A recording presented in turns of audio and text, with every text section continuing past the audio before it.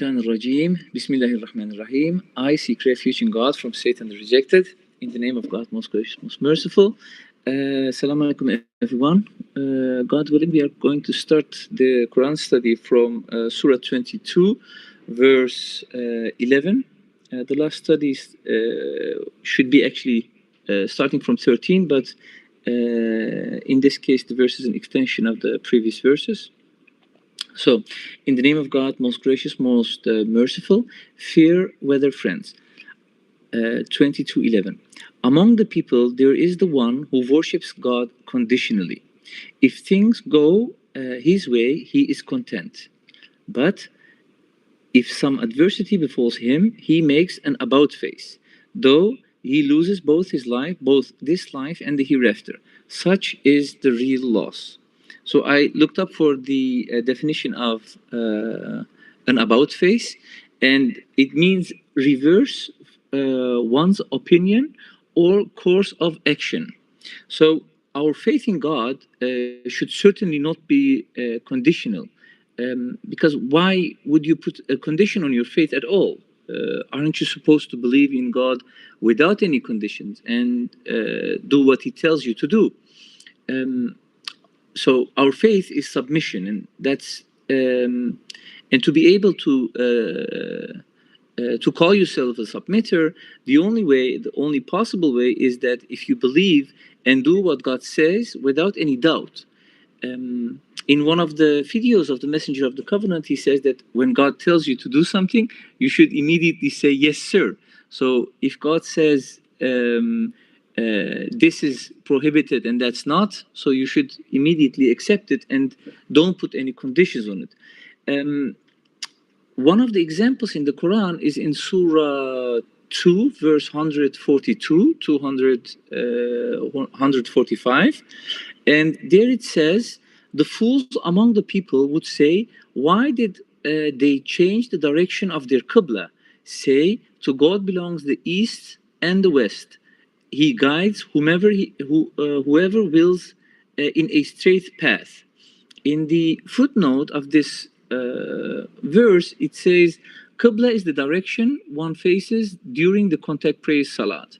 When Gabriel conveyed to Muhammad to command to face Jerusalem instead of Mecca, the hypocrites were exposed. The Arabs were strongly prejudiced in favor of the Kaaba as their Qibla. Only the true believers were able to overcome their prejudices. They readily obeyed the messenger. And in 243 it says, we though made you an impartial community, that you may serve as witnesses among the people, and the messenger serves as a witness among you. We changed the direction of your original Qibla only to distinguish those among you who readily follow the messenger from those who would turn back on their heels. It was a difficult test, but not for those who are guided by God. God never puts your worship to waste. God is compassionate towards the people, most merciful. So the people of the Arabs of Mecca at the time, when God told them that they should turn their faces towards Jerusalem, God says that they turned back on their heels. So when it was befitting them that the Qibla was Kaaba, they had no problems with it. But when God said, turn your faces to Jerusalem, they didn't like it. So they had this condition in their faith. And here we see that some of the people did not want to change their Qibla, even though it was a command from God. Their faith was conditional, and this is where the real faith came out. Those who were truly believers, they had no problem with the will of God at all. And one who is a subjugator sets no conditions at all and accepts the will of God without any doubt. We must therefore be very, very careful in our daily actions, knowing that God does everything, and when we object in something, that we are objecting to the will of God. And we should remind ourselves that, like the Messenger of the Covenant tells us, until every part, every atom in our body repeats that God is running everything. 22:12. He idolizes beside God what possesses no power to harm him or benefit him. Such is the real straying. So doesn't this also apply to Prophet Muhammad, that people think that Muhammad can help them? A human who died 1400 years ago and whose bones no longer exist in this world. This shows the true in them. One makes his ego his God, and the other makes the prophet his God, or the saints, or his children, or in this case, in our time, you have a lot of popular people like singers and that kind of things, like Michael Jackson or other people whom they idolize, without knowing that actually they can't help them. They should know that God is the only one who has power. In 22:13 we read, he idolizes what is more apt to harm him than benefit him. What a miserable Lord, what a miserable companion. So the fact is, these people don't even realize that they idolize things. They know the fact that not only God has any power, and no one but him can do anything at all. So they don't know this. They don't know the real quality of God, or like in one of the videos, the messenger of the covenant is giving examples and telling us that a lot of people, they believe in God, but still they are going to hell. So Satan believes in God, but still he is going to hell. And the reason is that they don't really know God. They don't really know him with all his qualities.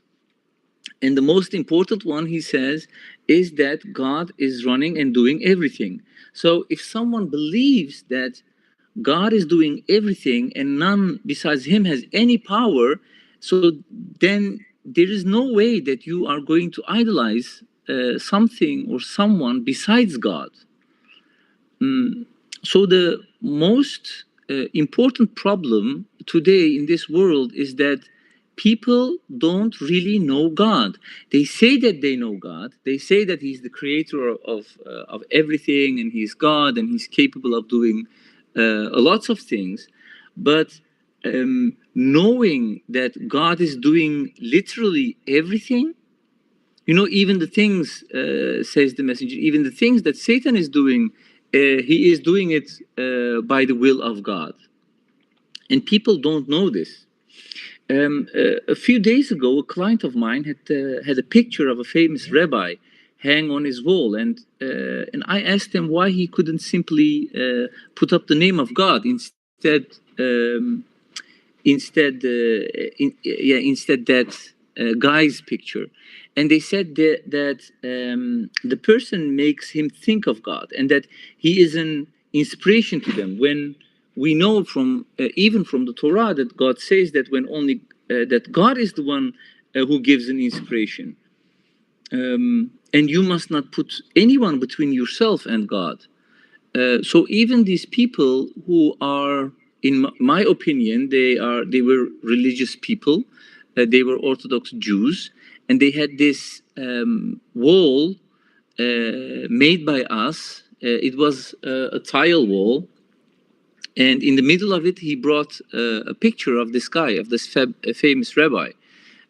So I was a little bit shocked, because I thought that they were really close to God, and they believed in God, and they knew that God is the one who has who is capable of doing anything eventually. But they were believing that this guy had some power, at least in inspiring them to think of God. So my opinion is that even that we shouldn't do, because and they gave an example of a flower. They said, yeah, but we have also pictures of flowers in our house, and we are hanging them. But the difference here is that when you look at the flower, you know that the flower doesn't have any power, and that it is created by God. But when you put a religious symbol like this guy, or in the case of the Sunnis, you have the name of Prophet Muhammad, or the name of the saints, or the names of the children of Muhammad, his grandchildren. This is indeed idolatry, and the thing is that these people, they don't even know what real idolatry is. So most of the people, they are thinking idolatry is like you have God, and if you believe that there is another God or more gods, that's the only way for idolatry. But we learn from the Quran and also from the Bible and the Torah that idolatry is also giving any power other than God. And people are not aware of this. So they fall into this trap that Satan put, like the intervention of the prophets or these kinds of people whom they think they are holy and they are saints, and they fall in that trap. So as long as you don't know who God is and what He can do, you can't say you believe in God. For without knowing it, you cannot worship Him properly either. And do you get cases like this where you hang the picture of a rabbi, or in the case of the Sunnis, the name of the prophet or the companions at home or in the mosques?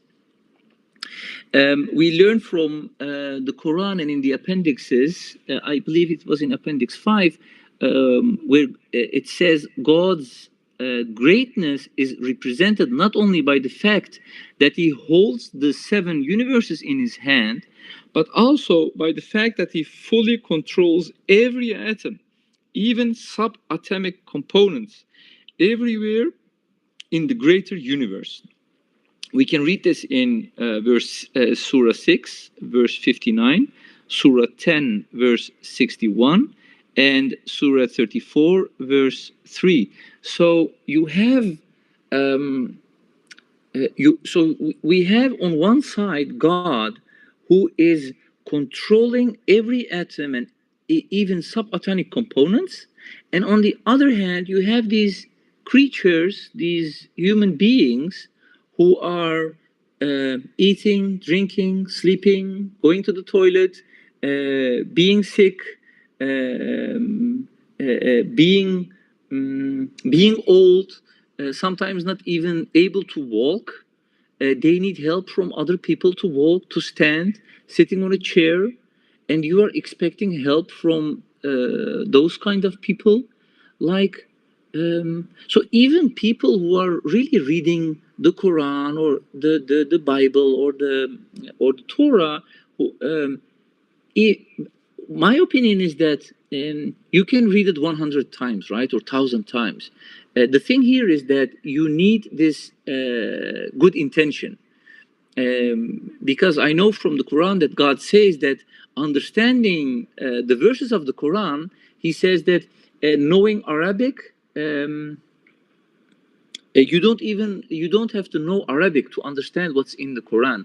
The thing that you need is good intention and a good will, and ask God that He may guide you for understanding the Quran. So if you are not having a good will and your intentions are not good, even if you read it 100 times, or even if you read 1,000 books about it, still you are not going to understand. So in this case, a lot of people in this world, even those who are putting a lot of effort reading those books, they are falling in this trap of Satan. So we should be very, very careful about it. In 22:14, God says, God admits those who believe and lead a righteous life into gardens with flowing streams.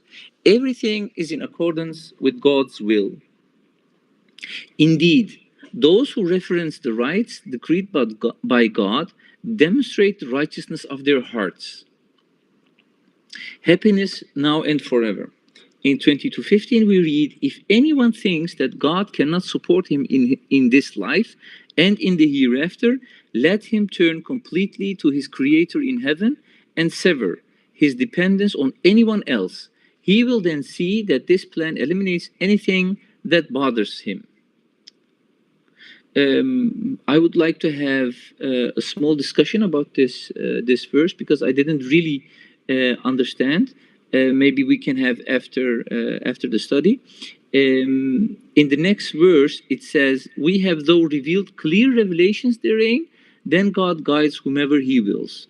So um, God gives examples and explains us everything we need to know. There is absolutely no reason to go to other sources when God, the creator of all, tells us it's obvious that there is no doubt about this book and that it's clear. So if you do look for other sources, you mean that you do not agree with what it says. You immediately set a condition, and that is precisely what we should steer clear of. So uh, when God says something in the Quran that we should do, we should accept it immediately. I had today a discussion with a Sunni worker, a colleague of mine, and I was giving him an example that most of the people they don't follow the Quran, and the example was about the contact prayer, salat, where I said that there is this verse in the Quran where God says that when you do your salat, it should be not very quiet and not very loud. It should be a voice in between. And I asked him that when he goes to the masjid, like the Aisha prayer, mm, the second prayer, mostly it's quiet, and the afternoon prayer is also quiet, and the night prayer, it's like the two rakas are, you can hear the imam, and the third one, you don't hear him. So I just asked a very simple question and said, if you look at the Quran, where God tells us what to do and how to control our voice while we are having our contact prayer, salat, if you compare this with what the Imam is doing, is it the same? Is the Imam following what God commands us in the Quran to do?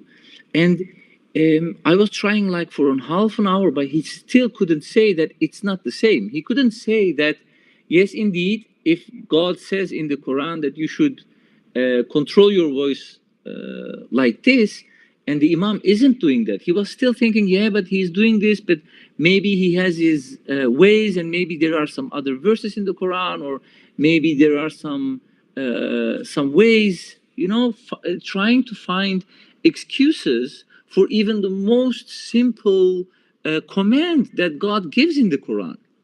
So it's really sometimes really strange to see how people can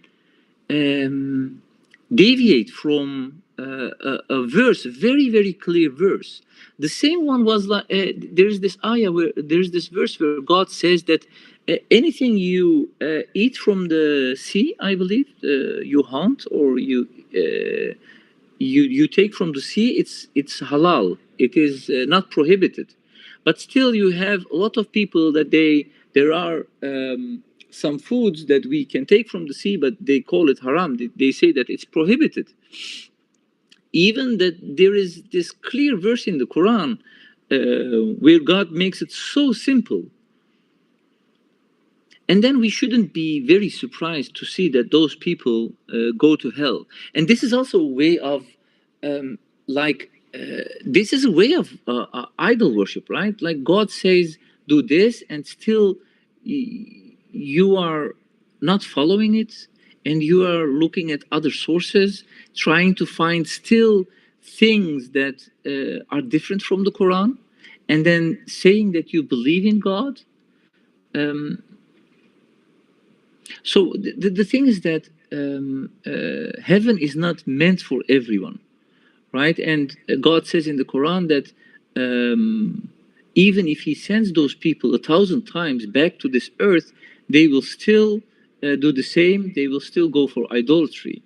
And God says in the Quran that He can forgive everything except idolatry. So if you die in that way, being an idolatrous, doing idolatry, then God will not forgive you. So it's very important to understand what is idolatry. And it's not like what people think, that idolatry is saying that there are more gods than one God. So because they say that there is one God, right? They are saying there is only one God, but still they are going to hell because the fact that they don't know what idolatry means and they don't know the real quality of God.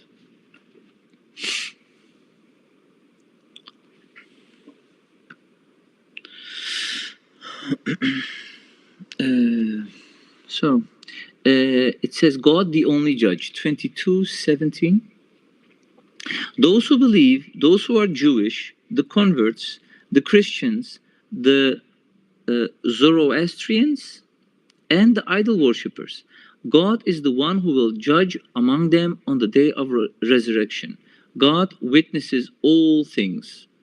So when we read this verse, God is giving specific names, right? He is saying the Jews, the converts, the Christians, the Zoroastrians, and the idol worshippers.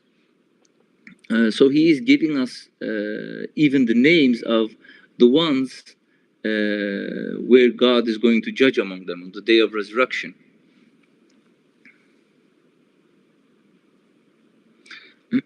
Because I know from God that there is this verse where the Jews, they say, right, that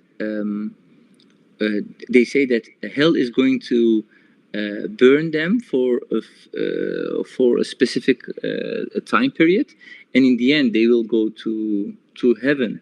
But we learn from God that hell is infinite; it's not going to end. So, and if you go to hell, you're going to stay there forever. In 22:18 we read, "Do you not realize that God prostrates? Sorry, do you not realize that to God prostrates everyone in the heavens and the earth, and the sun, and the moon, and the stars, and the mountains, and the trees, and the animals, and many people? Many others among the people are committed to doom. Whomever God shames, none will honor him. Everything is in accordance with God's will." So we learn here that everything that God has made worships him. Everything we see and we do not see worships God and has surrendered to the will of God. The stars, the moon, the trees, all the animals, the atoms, the insects, everything and everyone has submitted to the will of God. And we know from the video of the Messenger of the Covenant where he says that everything submits to the will of God. The difference between submitters and non-submitters is that submitters are willingly submitting to the will of God. And so how could you possibly not do that? How could you possibly not submit to the will of God? How can you go against the will of the creator of everything? And isn't it wise and very logical to surrender to his will? The fact is that we can do anything, and we should be super happy, very, very happy that God made us and gave us a chance to be with him. Like, when you think of the greatness of God and the power he has, the things that he is controlling and that he has created, right? And then you think of this lowly life that we have in this earth, that we need to eat, right? We need to go to the toilet. We need to sleep. You know, after a very hard work day, sometimes I am sitting there and I have this very I want to sleep, right? So how unpowerful I am. Like, even after a few hours of working, you need to rest. Your body needs to rest. And to think of the people who have this ego, right? That they think that they can do anything at all.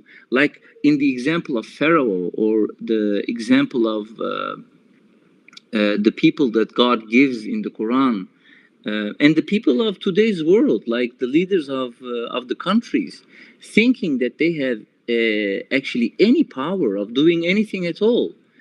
It's very dangerous.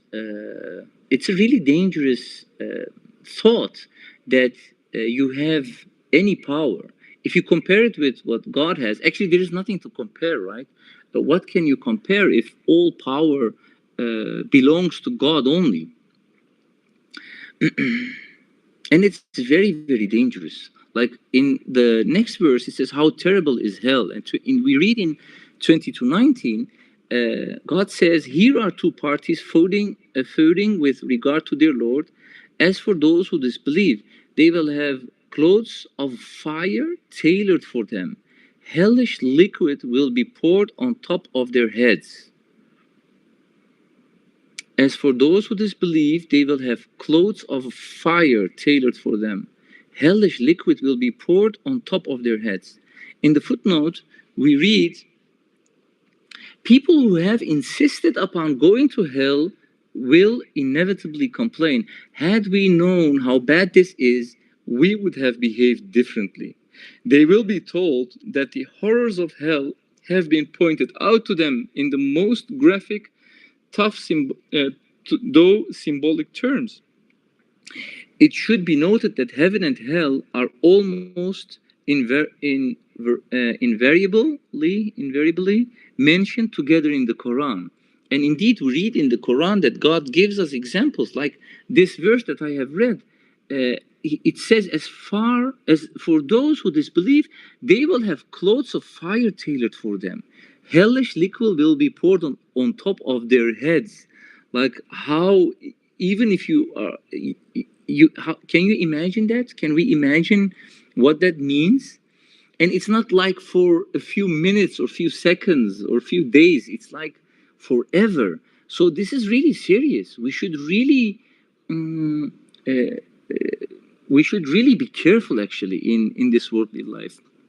And in the appendixes of Heaven and Hell, I would like to read some. It's a little bit long, but I want to read some of it, where it says the descriptions of heaven and hell throughout the Quran are allegorical. And the Quran tells us so whenever such descriptions occur as independent statements, not within a general subject. So it gives the verse numbers, verse 2, Surah 24 to 27, verse 13, 35. And for example, it gives the word methyl, allegory is used in these verses.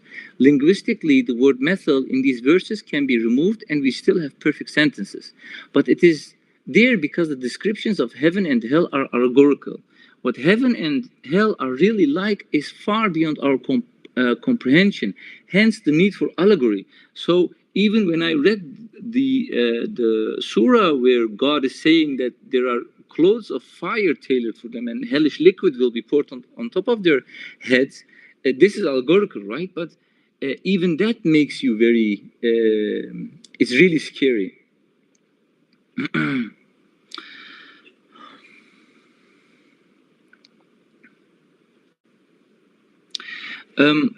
So it is so bad that they try to flee from hell.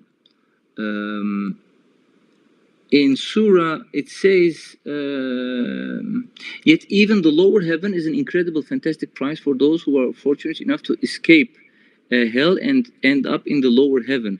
Going to the lower heaven is a great triumph. People who depart this life before reaching their 40th birthday and did not sufficiently develop their souls will go to the lower heaven." So even they are lucky, the lucky ones, right? Not going to hell is actually very, very, you should be very lucky. But there was this verse where they are trying to escape hell, and they are forced back to it. Or it was in 22:22. So I will read from 22:20, and it says, "It will cause their insides to melt as well as their skins. They will be confined in iron pots. Whenever they try to exit such misery, they will be forced back in. Taste the agony of burning." So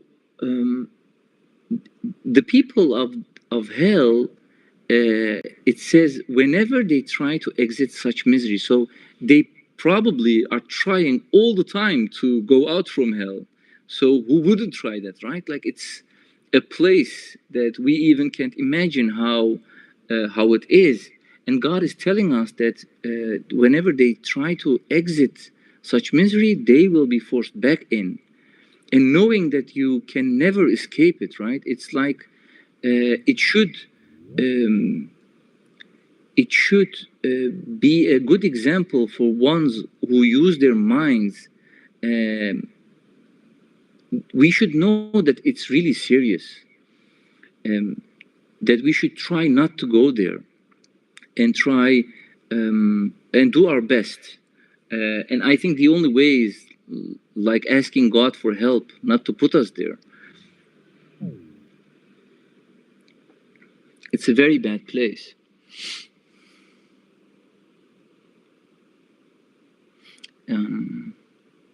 So it is so bad that, yeah, they are trying to flee from hell, and they try this continuously, thinking maybe one day they will get out of it. Um, so may God keep us far, far from hell. And of course, we know that this worldly life is not a game, and that this is our last chance to be saved. And throughout the Quran, God warns us about hell, and that we should take it very seriously. So we have not seen hell, so we sometimes forget that such a place will be created. So it is therefore very important that we must find ways to think about it. It must be some kind of a habit in our life. And hopefully, if we stick with it and ask God for help and forgiveness, we will make it. God willing. The bliss of heaven. God will admit those who believe and lead a righteous life into gardens with flowing streams. They will be adorned therein with bracelets of gold and pearls, and their garments therein will be silk. So, reading this verse after the previous verses, you know that God has created a heaven that is right now it exists at the moment, and God will create hell. It is not in existence yet. He is going to create it. So God is giving us examples of hell, but He's also giving us examples, allegorical examples of how it is in heaven. So as a believer, as a submitter, you have how do you say this? You are not giving up, right? You're saying yes, there is hell. This is our last chance, but indeed we believe in God and in what He has sent, and hopefully we will make it. And if we make it, God is saying that there are gardens with flowing streams, and they will be adorned therein with bracelets of gold and pearls, and their garments therein will be silk. In 22:24 we read, they have been guided to the good words, the good words. They have been guided in the path of the most praised. In another verse in the Quran, I don't remember the verse number, but God says that the ones who are using their minds, they follow the good words. So from the things that we see, or from the things that we read, we should follow the good ones and not the bad ones. 22:25. Surely those who disbelieve and repulse others from the path of God and from the sacred masjid that we designated for all the people, be they natives or visitors, and seek to pollute it and corrupt it, we will afflict them with painful retribution. So this is talking about the pilgrimage. It's about the sacred masjid, the Kaaba. And in the next verse, we read the ahead of it. It says, "Pilgrimage, like all duties in Islam, decreed through Abraham." In 22:26, we read, "We appointed Abraham to establish the shrine. You shall not idolize any other god beside me, and purify my shrine for those who visit it. Those who live near it and those who bow and prostrate, and proclaim that the people shall observe Hajj pilgrimage. They will come to you walking or riding on various exhausted means of transportation. They will come from the farthest locations.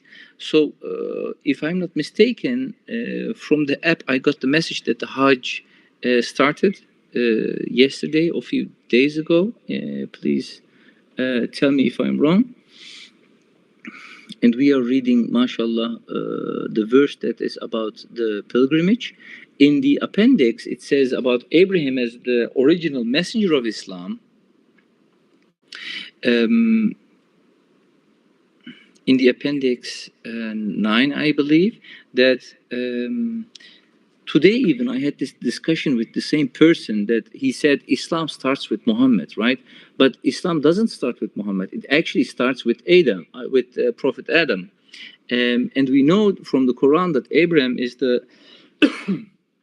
founder of Islam. In the appendix, it says, one of the prevalent myths is that Muhammad was the founder of Islam. Although Islam, total submission to God alone, is the only religion recognized by God since the time of Adam.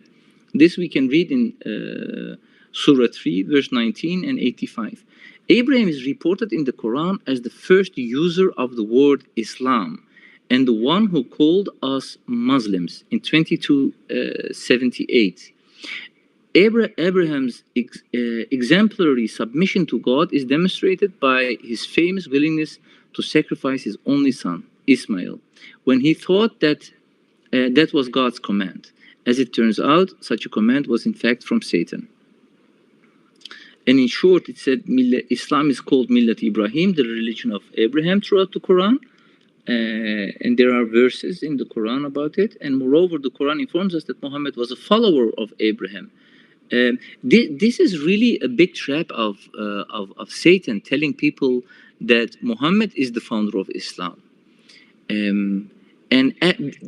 So after telling him that God tells us how to pray in the Quran, he said, no, there are no verses in the Quran where it tells us how to pray. Because praying started with, I said, of course, that contact prayer started with Abraham and not with Prophet Muhammad, but they are believing, right, that it started with Muhammad. So they are searching for other sources than the Quran. So Satan is using this idea that Islam started with Muhammad.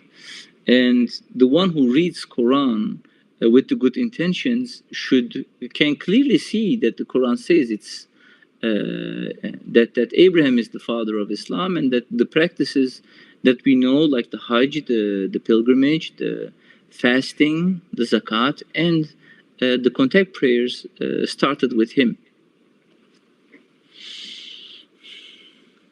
And we know eventually that the Quran deals only with practices that were distorted, like the ablution. It says in the appendices. 22:28. They may seek commercial benefits, and they shall commemorate God's name during the specified days for providing them with livestock. Eat therefrom and feed the despondent and the poor. They shall complete their obligations, fulfill their vows, and visit the ancient shrine. Those who reference the rights decreed by God have deserved a good reward at their Lord.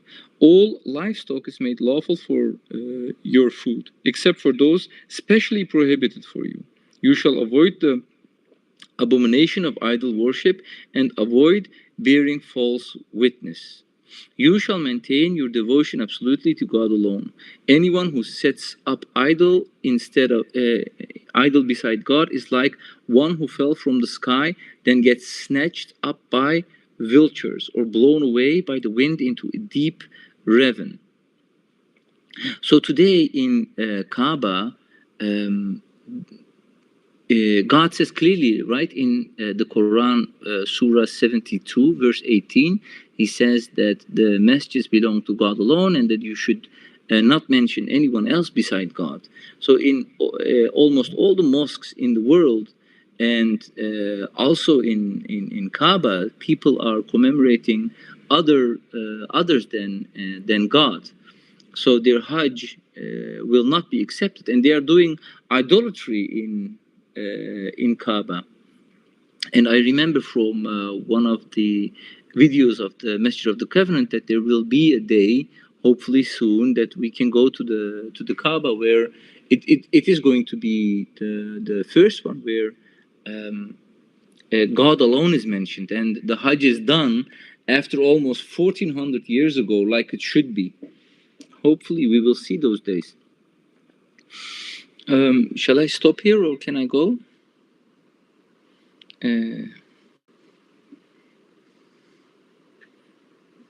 I don't know how much time I have left. Where are you going? No, I mean going to the other verse. You read up till the 2 pages, right? Yeah, I believe so. Okay, that's good. To 13:10. I can go a little bit more. It's 40 minutes now, brother. Yeah, that's why. Read the verses too. However many is left, because the next person is going to start at the next verse. So exactly. I couldn't, because there wasn't in the list that I think I wrote it in the list. Let me see. So you're supposed to read up until 22:13 you started. So if someone has the Quran, they can quickly check where. Yeah, I have the I've got this email. It finished at 37, inshallah. Okay, 30. I got until 37. Yes, then I will go. I will keep reading, inshallah. MashaAllah. Okay. 22. Where was I left? So 22:31 and 22:33. I am missing ones. Oh no, I am not missing. Sorry. So, in the name of God, most gracious, most merciful. So I will continue reading from 22:32, and it says, "Indeed, those who reference the rights decreed by God demonstrate the righteousness of their hearts. The livestock provide you with many benefits for a period before being donated to the ancient shrine. For each congregation, we have decreed rites whereby they commemorate the name of God for providing them with the livestock. Your God is one and the same God. You shall all submit to him.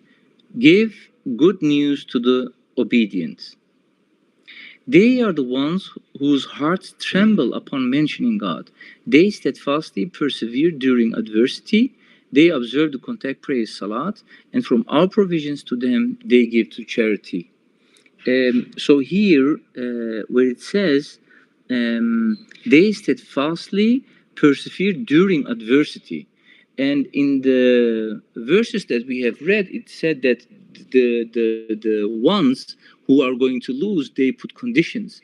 So here we see again that that we shouldn't put any condition, and we should steadfastly persevere during the adversity in any of our daily lives. I believe that we are having moments where sometimes things don't go as planned, or sometimes things happen that maybe we don't like. So at that moment, we should be faithful to God, and don't forget that at that moment, even when things are not going as we expect, we should persevere steadfastly, and we should observe the contact prayer salat. So when there are moments when I myself miss a contact prayer salat, I can see directly the results. So at the moments where I am having all my contact prayers, most of the time the things are going very well, and sometimes when I miss them, I can see that there is this protecting layer around you, right? If you do the contact prayer salat and you give the charity zakat and you are doing all the commandments that God gives you, and if you step out from this protection layer that God promised to give, and we learn from the messenger of the covenant that when you take a step out of the kingdom of God, some small things are going to happen, some adversity, some things that you're not going to like. So God is giving you some pinches, right, so that you can go back to His kingdom, because God wants you back into His kingdom. So as submitters, we should be able to read these small adversities that we have in our lives, and we shouldn't forget that it's all from God. In 22:36 we read, "The animal offerings are among the rites decreed by God for your own good." Sorry, I need to go down. The animal offerings are among the rites decreed by God for your own good. You shall mention God's name on them while they are standing in line. Once they are offered for sacrifice, you shall eat therefrom and feed the poor and the needy. This is why we subdued them for you, that you may show your appreciation. So this is like the sacrifice while having the pilgrimage, but in the world of today, at the same time, people are also having these sacrifices. From my understanding of this verse is that this is a command for the people who are doing the pilgrimage. So if I'm mistaken, please correct me. Is that I was thinking that at this time when we have the sacrifice of the animals, it's only for the ones who are having the pilgrimage, and if you're not on a pilgrimage, you don't have to do it. But the people, the Sunnis and other people, they made it some kind of a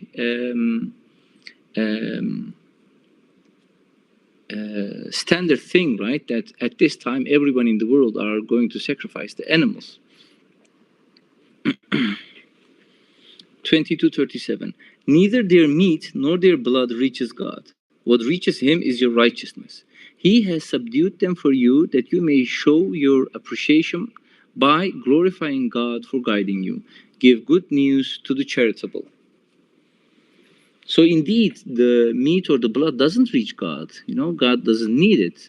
But this is a way of showing that we are obeying God. That if He commands us to do something, that we do it. Like in the case of the people of Moses, when God commanded them to sacrifice the animal, they didn't want to do it. They asked a lot of questions, and God says almost they sacrificed, but they almost didn't do it. So inshallah, I will end here, 22:37. If there are any questions, please go ahead and ask. Don't go, stay and ask. MashaAllah, brother. God bless you. MashaAllah, brother. Yes. Yeah, just stay here. I will, brother. You know, I am using a lot of languages, right? Turkish and Dutch and English, and sometimes in my mind, I'm speaking English in a Dutch way. So I understand, yeah.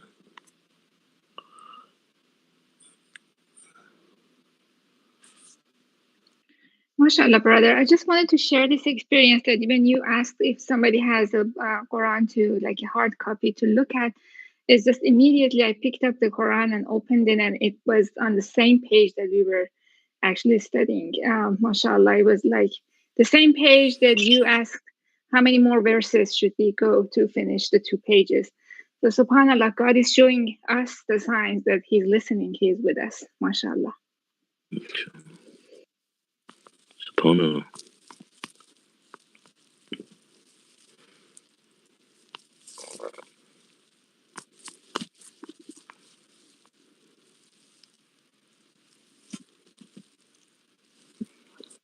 Can we have a discussion on the verse number 22:15?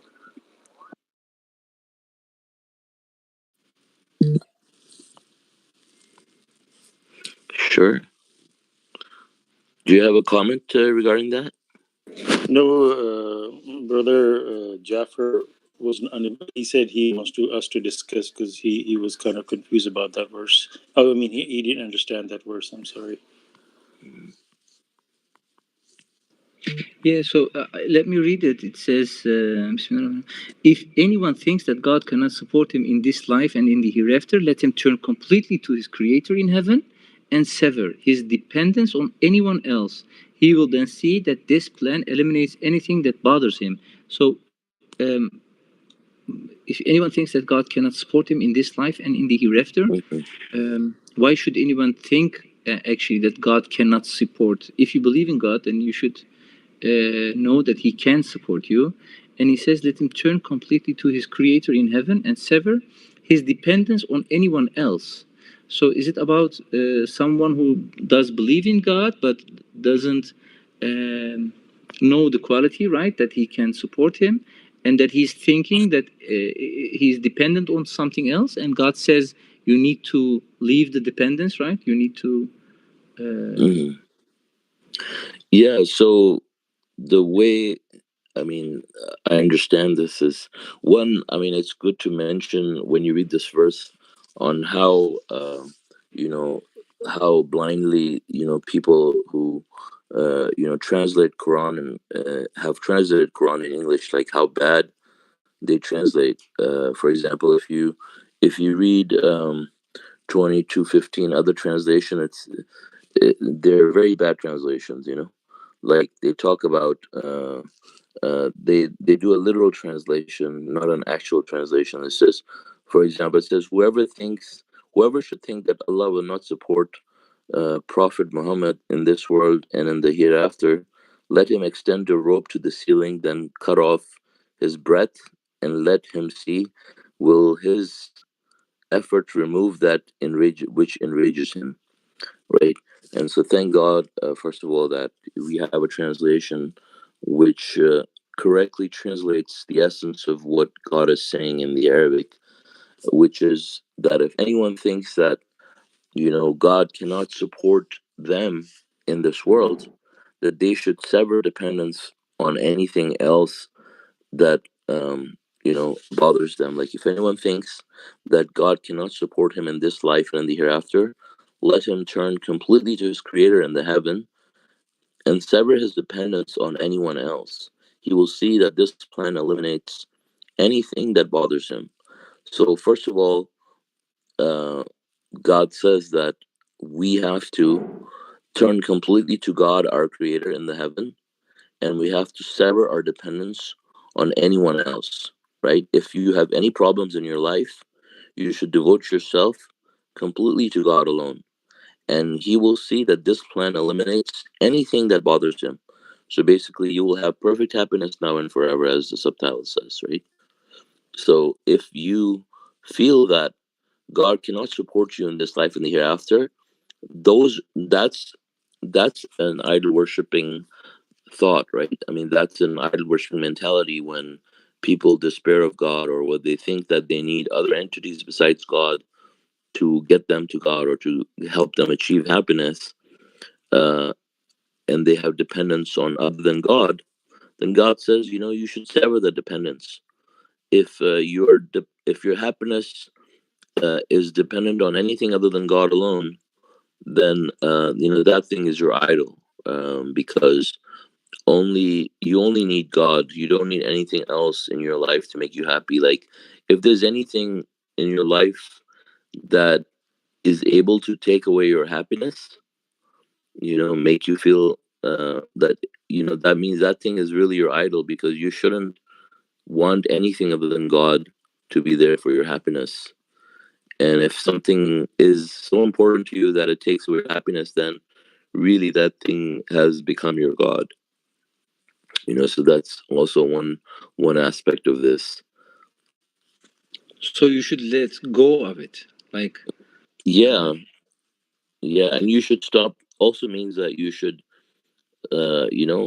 stop worrying about those things. Like your happiness should not depend on those things. Like, for example, if your happiness is dependent on your child, if something happens to the child, you're so worried, and upset, then that means that really you have to sever your dependence of your happiness. Your happiness should not revolve around that. You should just be dependent on God. I mean, God should be your only God, and you should set your dependence in that way also. And or if you have dependence on other idols, for example, besides God, like actual idols, then the same applies to that also, that you should sever your dependence. Basically, the verse is saying that your happiness depends on God alone. If you're unhappy, sever dependence on anything else besides God, and you'll see that you'll find true happiness. Basically. So I have this problem, and at that moment, I think that I have a dependence on anything that I made an idol of myself, and God says, turn completely to the Creator. So completely let everything go and turn towards the Creator in heaven. And if you do this, and you leave everything besides that, and you completely turn to God, God will make sure that anything that worries you or anything that makes you unhappy, He will make sure that it will be eliminated, and you will be happy in the end. But if you do this, right? If you turn completely to the Creator. Mm-hmm. Yeah, exactly. And then also, another way of looking at it to me is that the other verse, like for example, it says in the Bible, seek God's kingship, and everything else will follow, right? So God should be your focus. Let's say someone could be so worried about money, and he could be unhappy and everything because of it. But if you put your dependence on God, you make sure that God is the one on your mind, and you're only focused on that the most, in your life, then God will make sure that you also get other things, the things that you don't have. Or the things that are going to make you happy. He will make sure you will have the things that are going to make you happy in this life and here. Yeah. But if other things are so dear to you that they can take away your happiness this way, they become your idol, they then at that point, like, you will lose those things anyways, right? God says if you make something your idol, in the end you will lose them. So we have to remember that also, so if the most important thing in everybody's life, the thing that the entity that we love the most should always be God. So then obviously, I mean, that's why the Messenger of the Covenant also explains like how the life of the believer should be, like it's like a straight line. I mean, I'm paraphrasing. It's like it should be like a straight line. Like, you will not go like really excited when something is good, and like really sad when something doesn't seem like it's going your way. It's gonna be just a smooth straight line, because these things should not make you happy or sad. Like, God should be your only God, and I mean everything else will settle in its place. Your goal should be to please God, and make sure that that is going well, and everything else around it will be fixed by God then. SubhanAllah. Yeah, mashallah. Yeah, mashallah. He also says that, if I'm not mistaken, that even if God, let's say, gives whole Tokyo to you, right, the whole city, and you own that city, that shouldn't be. You should still be neutral about it, right? That it shouldn't be make you very excited. A true believer. MashaAllah, brother. I think it also is related to the idea of like security as well, isn't it? Like the idea that people are afraid of their security or their health. That's why they turn to insurance, and they get different types of insurance so that they are secure. They have this like false belief about security, and they think that like having insurance is going to secure them in every way. And like for example, even worse than that, they like for example get different types of insurance like life insurance, and then they set themselves as an idol, as a god beside God for their Hmm. children or for their spouses. They think that, okay, I have this insurance. If I check out one day, then the insurance company is going to give my spouse and my children this amount of money. So that's basically another form of idol worship, because they're worshiping their ego and they're worshiping themselves, right? Yeah, I mean, Yeah. and in that sense, yeah, I mean, and in other ways also, I mean, people depend on so many things. You know, they think that anything can else besides God can provide benefit you or harm you. I mean, that's your dependence. Also, that you think that, you know, that's the definition of idol worship, that you think that something other than God can benefit you or harm you, right? So when you put your dependence and trust only on God alone, then only then you will find true happiness. Yes, mashallah. Also, you know, the this is one of the most effective tool of Satan to inflict fear in people's heart. That he just all the time. I mean, we can, mashallah, clearly see in our dark ages of following the traditional Islam, we have so much fear about every single thing. And as we came to submission, in the beginning, it was very difficult to let go the insurance and other things, and it was still fear in our heart that what if this happened? What if? Yeah, we know we need to depend on God, but what if this happened? And that was Satan, who was inflicting fear in people's heart, and the traditional people are inflicted with far worse situation, mashallah.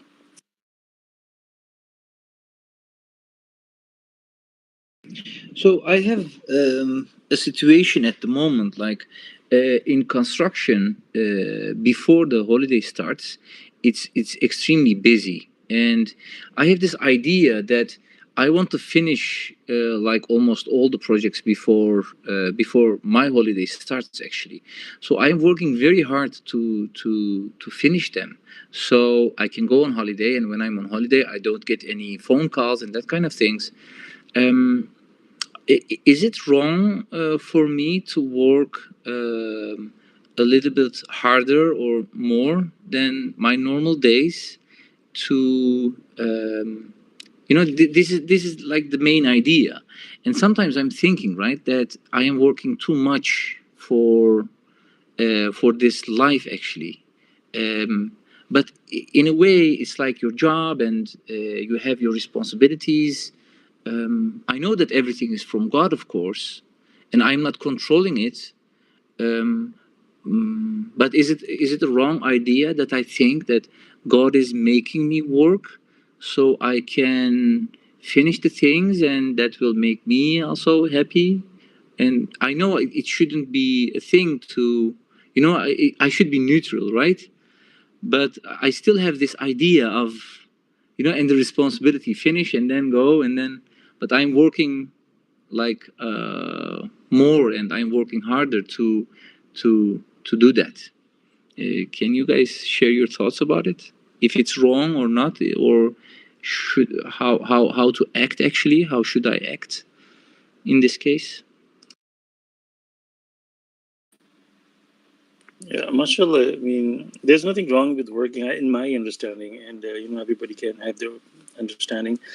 Then there's nothing wrong with working hard, but as we know that money is a test, and as Rashad says that the rich believers are better in this sense because they are able to spend more in the cause of God. So when you're earning a lot more money, then it also brings responsibility, because greater power brings greater responsibility, and money is one of the powerful thing that if God blesses us, it's not us that we are earning, God is blessing us with the money. So when God can even test a submitter with money, or God can take money from someone, and that's can be a test that how do you do in a situation where you are poor. So just keeping in mind that I don't think that enjoying life, you know, you just praise God. I mean, you buy a vacation and you go for like 15 days, and you when you have fun, you keep remembering God. Every now and then you eat food, you go to places, you praise God for everything. It's turned that into a worship. But at the same time, you know, money has to be spent wisely when we have extra money, and that is a very sensitive area in my thoughts. But the question is not related to money, right? It's like, it is my job. I have these projects. Even if I don't go to the holiday, I need to finish a project, right? Like, I take the project, so my job is to finish it, and then. But the thing is that I am working a little bit harder and putting more time and effort into it to finish just before the holidays. So the question is, it's not about the amount or it's not about the money, but it's about me working harder and more, so I can finish it, right? I don't know if that's wrong. Like, So What's the question again? Sorry, I got disconnected. so brother, it's almost holiday, right? It's the vacation time, and in construction, the most contractors, they stop working in the holiday. So you try to finish all the projects before the holiday period, the vacation period. So what I'm saying is, at the moment, the last few weeks, I am working a little bit harder, and I am putting more time and effort to finish the projects faster, so I can finish them and I can go on holiday, right? It's not related to money. It's related to, one, the responsibility that I have to finish the projects, and secondly, like, I would like to have a nice holiday without any phone calls, right, from customers, etc. So I am putting more time and effort to it. So my question is, I'm doing my prayers, I'm doing reading my Quran, and I'm doing all the other things as well, also the zakat. But is it wrong for me to work harder and put more time and effort into it with these intentions? Is it wrong? Let me just make one No, comment it's real not quick. sin. That you're thinking you're making your job as God by working too much. That's a concern. No, that's Yeah. not a concern. He's saying, is it wrong that I'm working so hard with this intention that I want to go and enjoy my holiday? No, it's fine. Why would it be wrong? I mean, if you were working hard, you want to finish on yeah, time. yeah, it's a worldly thing, right? But in the other thing, I'm thinking like, wait, but these things I need to do anyways. But the difference is now that I am doing in a shorter period, let's say. And I'm thinking like, is it wrong to put so much time and effort in this worldly? It's a worldly thing, but Yeah, I it think makes me happy, right? A holiday Yeah. makes you happy, and God Yeah. says that the point is that. So Yeah, I think Shima had a comment. Sorry I interrupted Shima. No, thank you, brother. Yeah, mashallah, I wanted to say that it's actually, as long as you're not missing on your religious duties and you are following God's commandments, I don't see any problem in doing that, because God wants us to be happy, and it's that season for you is the season to, get all the provisions. And if you have that feeling that you should enjoy your life, it's also one of God's gifts to you, that you can go ahead and enjoy your time. And there's no point in postponing those like projects so that you look more holy or things like that. I don't see any point in that. And actually, that's how God is designing your life, to give you more joy, mashallah, as far as you remember him all the time, that he is providing you with the money and the opportunity to go on a vacation and enjoy your life, mashallah. That's as long as you're not missing on anything on the duties. yeah, And- mashallah, missed the study last Saturday, so that was because of I had this very busy week, and I wrote it also down in the group, so telling you guys that I thought it was Friday, right? So that's also Mashallah. concerning Yeah. me. That's mashallah. brother, That's don't worry maybe about it. I one less. reap the reward. No, I mean that's Thank you. my You got it right. understanding is that could be a wake up call, a lesson for all of us. That if it's fine that you're enjoying, but remember that you have the priorities in your life. The priorities are actually reading the Word of God and following His commandments, and that's actually could be a lesson for you, that when you are on vacation, mashallah, you don't forget our sessions. That's it. I mean, that's how I see it. Yeah, it was a wake up call, indeed. And brother, The message I think, of Suleiman and Masood. And brother, I think postponing things is a satanic habit. You know, we shouldn't postpone things. I mean, if a task is in front of us, if we are supposed to be something related to our job, which we know that, I mean, the provision is coming from God, and we are supposed to be doing something, whatever it is related to our job, and we have to do it the best way we can, and we know what is the best way.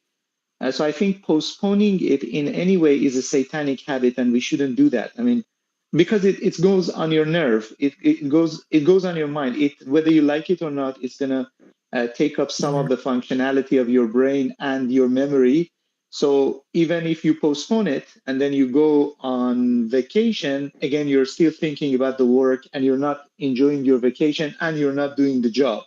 So I think in that way, it would be even more satanic. So doing it the right way and getting it done before the vacation is even better. And I think, logically speaking, that's recommended. So And mashallah, you are a believer, so you can actually trust that the things that are coming to your mind are all, I mean, God's blessing. God is doing everything. So He is scheduling, I mean, He's preparing your schedule for a happy life, mashallah. Inshallah.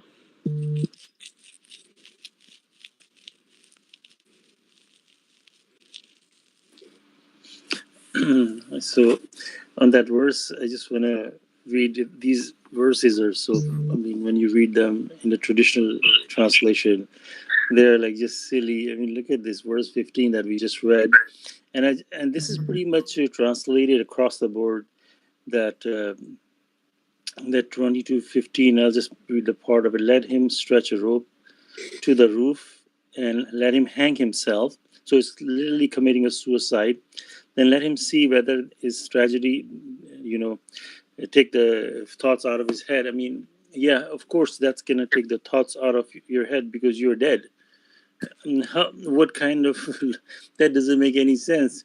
And they've been translating the Quran in the same way, literally, the words like the beating around the bush, and which is translated at that time in a different way, but they just keep translating the same thing. It's kind of saying that, you know, when you translate across the languages, you are linguistic, and you know even better, both of you, Shima and Masood, that like, for example, like we use the idiom that says that somebody's going for something important, like an interview, and how they cheer them up. They say, yeah, go break a leg, you know. But if you really literally translate that story in another language, and they will like be, it would be silly. You will like, go break the leg. I mean, literally, it doesn't make any sense. But people, this is where God sent a messenger, and he clarified this verse so beautifully by God's leave, and the other verse, the beat around the bush, and many other verses, and people see the truth, but they run away like zebras from lion. Mashallah. mashallah, brother. The translations, I mean, other translations, uh, other than the translation of the Messenger of Covenant, when you read them, I mean, when you look at the verses and compare them to the translation of the Messenger of Covenant, you see that they are completely off, or they are absolutely prejudiced in one way or another. Like if the translator was propagating the ideas of Sunni religion, they are geared toward that idea and absolutely prejudiced by the word. If the translator is geared towards Shiite, actually prejudiced, which there are many Farsi translations which are like that, they make absolutely no sense. The verses make absolutely no sense. And since, like, personally, I don't know Arabic, I can't say that whether the person understood or not. But when we have the translation of the Messenger of Covenant, and then we compare verse by verse against the translation of the Messenger of Covenant, we see that they're completely off. I mean, it absolutely make no sense. That's why many people are off the path. And we know that for a fact that if God actually wills to guide that person, and that person is supposed to be guided, they will find the right translation one way or another, mashallah. Yeah, mashallah, awesome. Yeah, you see, this verse is so, it's a challenge from God to anyone who want to accept it. This verse is such a huge mercy. This verse has, if you really go deep in this verse, this has so much wisdom and knowledge and understanding. It's a huge gift for mankind, and yet they translate it such a horrible way that it's a complete loss. It's a complete loss. And like in this world, you have a formula to calculate something, and you, in like physics, which can solve huge problems, and you make a small, you add something in there, now that formula is useless, where people could have been benefiting in a huge way from this. This is basically a formula of life for us, that if you really take this challenge, anyone, it's open to anyone until their time is end on this earth, that if you really put all your trust in God and sever your dependence on anybody else, then they will for sure 100% see that how God is going to be there for them. It's a when Moses, when Abraham broke those idols, that they don't hear, they don't see, they don't do anything. So those people could have said the same thing about Abraham. Abraham, where is your God? We don't see him, right? How does he help? So how that thought might have came into their head, that where is your God? Or at least our gods are visible. But when they failed to realize, when they put him in the fire, how God protected the invisible God that they were probably be thinking protected Abraham. Same way when we talk to people like, Muhammad is passed away from this world, he's in heaven, and he doesn't even hear you, so you need to devote yourself to God.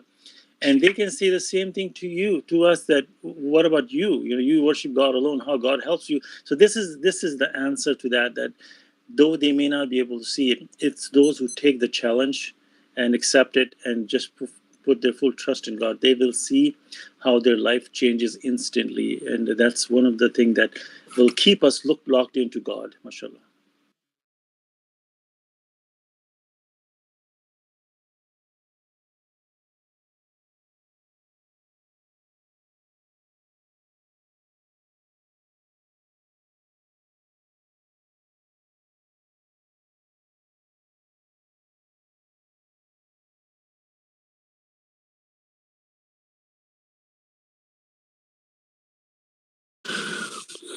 Also, comment about the verse we read earlier, the first verse that we started with, about the person when things don't go his way makes an about face and loses both this life and the hereafter. I mean, it's a very common occurrence where people are only content with God until things work their way, and when things are not going their way, they start objecting and start getting upset, and of course that leads to so many other problems besides obviously idol worship. But idol worship is the biggest problem in that, is because idol worship is an unforgivable offense. But people do it so much without thinking that it's not just idol worship. um, when you have other entities besides God that you worship, but when you give power to something not just for benefit but also for harm, you make that thing your God. And so, like, let's say someone cuts you in traffic and you get upset. At that time, you turn into an objector because God is running everything, and you're also giving power to that person or that thing.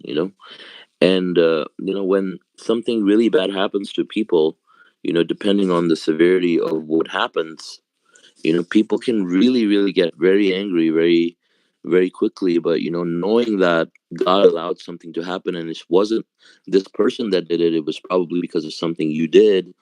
Like your spouse spoke to you a certain way, or your boss spoke to you a certain way. And you, at that time, if you realize that God is allowing it to happen because of something you have done or for whatever reason, it should really help you, bring things back into perspective and handle the situation in a much better way naturally. But it also saves you from, falling into idol worship. And it's something that we need to remind ourselves and remember, every day. Yeah, brother, mashallah, great point. Yeah, when this happens, is maybe Satan has taken over for a little bit. He made us forgot something, and then now we are inflicted with the situation. So the number one thing to clearly remember and is mashallah, that is to 23, 97, 98. I see Rabbi was becoming Hamazat al-Shayateen was Rabbi Yazun. This will actually remove negative thoughts from us, and somehow if your boss is yelling at you, if you try that, what happens is, if the Satan is away from you and you are close proximity with the boss, and you test it, you will see that person's anger starts to subside, and he becomes cooler and cooler. Try that, and maybe do it 2, 3, 4 times, or in Can your you mind keep repeat, repeat. brother? Sorry, can you repeat that? The verse God says, Rabbi Auzubillahi min hamazati shayateen wa auzubika Rabbi an yazrun. And that, I seek refuge in God from the whispers of Satan, and I seek refuge that they even come near me. So basically, if you're inflicted with something like your boss is yelling at you, or somebody cut you off on the road, because we have done something wrong in the past, recently or something, and that mistakes was happened by us. Maybe Satan has whispered in our heart. So when that happens, the number one thing I can just remember that, just start reading this verse, because first thing that does is it takes, like for example, if you're wearing a shoe that is poking your feet, what's the number one thing you're gonna do? You're gonna take off the shoe. At least it doesn't do further damage. So when you start reading this verse, it stops the damage. It stops the bleeding. The bad guy is removed from the picture. Period. If God says that, I'm not saying it. So he's removed. So the damage is stopped. Now it's a recovery phase. Not only it starts the recovery phase, the Satan is removed from around you. The person yelling at you is sort of become in that radius, and you will see their face, their anger starts to subside. They become cooler and cooler because Satan is not present anymore. All these things, they do work. They do work. And when Satan is gone out from the picture, now you can be calm. Now the situation is not chaos anymore. It's relaxed environment. Now you can really think about what mistake you have made, because it was for sure something bad we did that is causing this situation.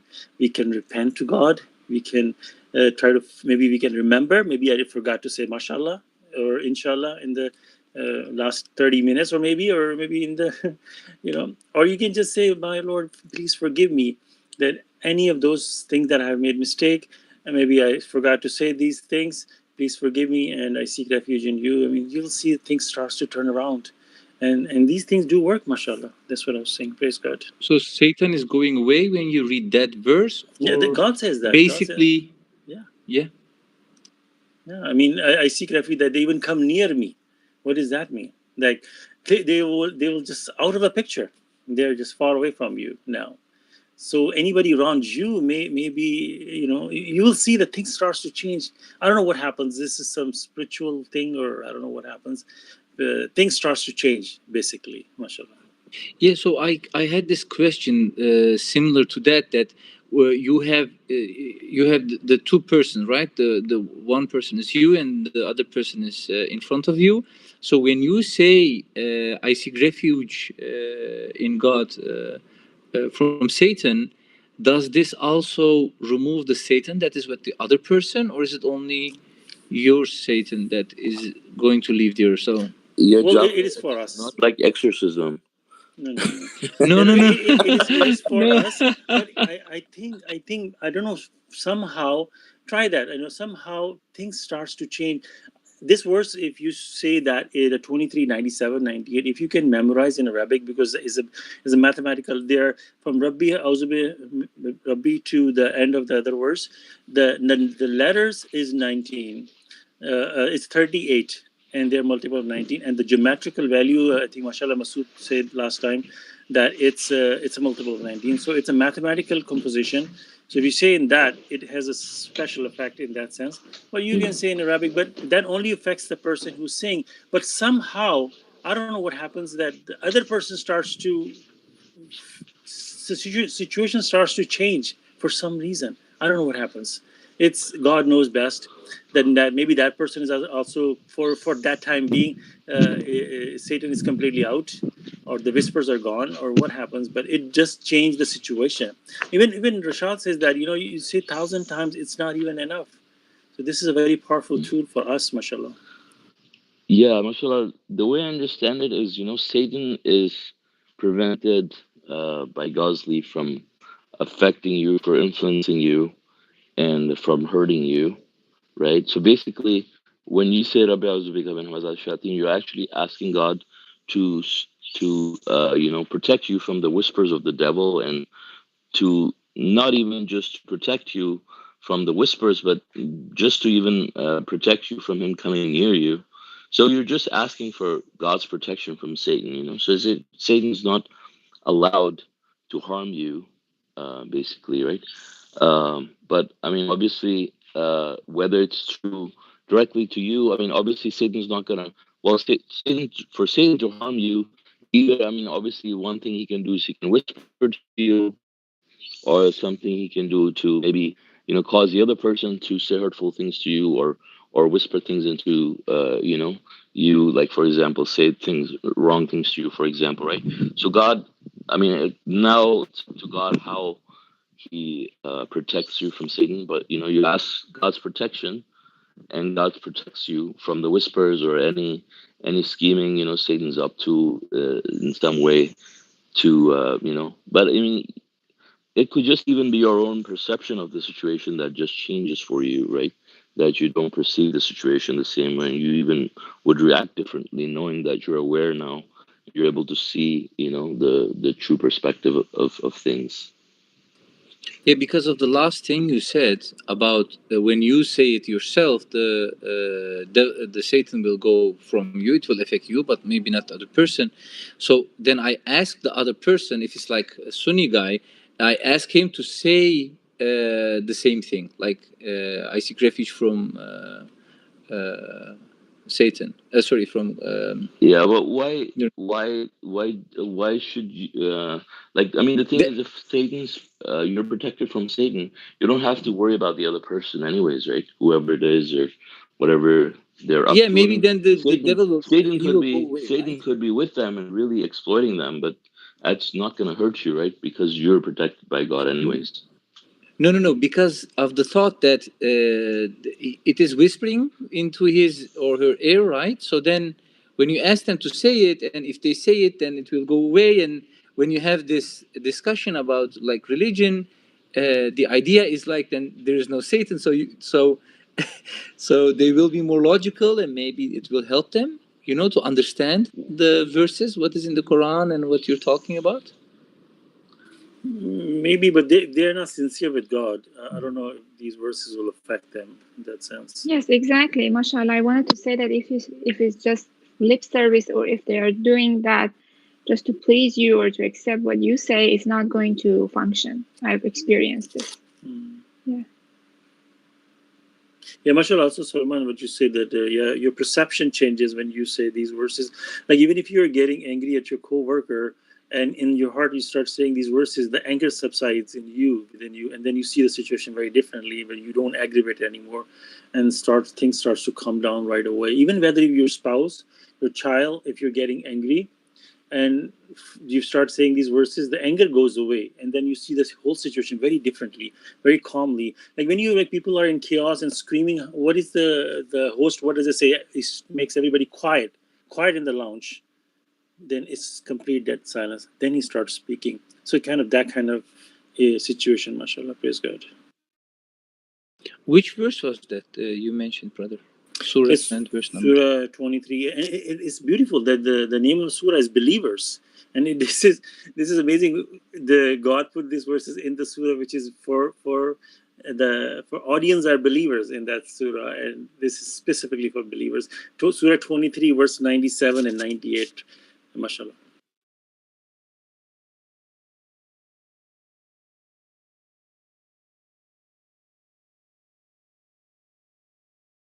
And also, like, mashallah, how you mentioned that when you had the conversation with your coworker, colleague, that the tone of the contact prayer has to be moderate, and it's a very simple, very easy to understand. It's 2 plus 2 is 4. There's nothing to be discussion. And even though what you were saying, this like for Maghrib, if you're doing with the congregation in the masjid, they're gonna read the first 2 rakat with voice, and they're gonna add another surah next to it. But the third rakat will be silent. But if the same person is doing the salat by himself, they're gonna do it quietly, completely quiet. You can't even hear a pin. You can hear a pin drop in the room. So very simple, straightforward commandment, and they fail to understand such a simple thing. It's like putting 2 and 2 apples in front of them, and it's like, please tell me how many apples they are, and it's clearly seen as 4 apples, but they fail to see that, because it's their idol worship. It's their not sincerity with God. Very simple. I mean, this is nothing to be even discuss about, and they fail to see that. And sad to see. Sometimes I see even some submitters are inflicting with the same disease. That absolute noise. I'm not gonna talk about that. What should be the window where? I mean, it's a very simple thing. I mean, if even you have a 3-year-old comes to you and you talk to the 3-year-old, talk to me in a moderate tone. And if the 3-year-old will understand how I'm supposed to talk. I'm not supposed to scream. Like if your child runs to you and starts screaming, I say, stop, talk to me in a normal voice, and he will understand. That like the way we are talking with each other. There's nothing to be discussion about. But people, fail to realize that, mashallah. Yeah, and the Imam is like, he is, or you can hear him reading the verses, or you don't hear anything. So he's completely silent. And if you read the verse where it says, not too quiet, not too loud, right? In between, normally he should say, well, the Imam is silent. So definitely it's not like what God says in the Quran. But still, it was very strange. It was today, but it was very I tried like 15-20 minutes to only ask this simple question and give it was very basic words, and I didn't spoke a lot. I just asked the thing that the Imam is doing at that moment while he's praying. He's completely silent, and I read the verse from the Quran where God says, not silent, not too loud. In between, if you put those things together and you compare it, does the Imam do what it's written in the Quran or not? Yes or no?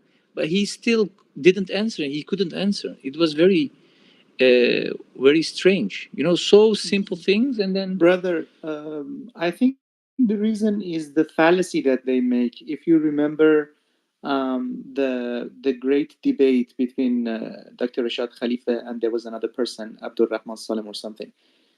He seemed to be like an educated Sunni person who was talking to the Messenger of Covenant in English, but then the messenger said that, okay, when was the last time you said Yunus Rasulullah?